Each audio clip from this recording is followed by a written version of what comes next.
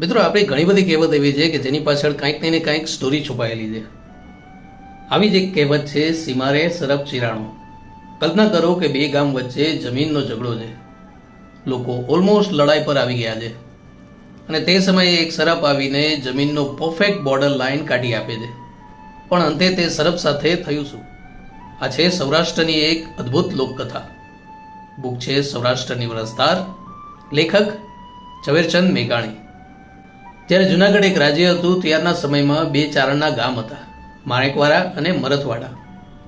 બંને ગામ વચ્ચે એક સિરિયસ ઇસ્યુ હતો, જમીનનો બોર્ડર ડિસ્પ્યુટ.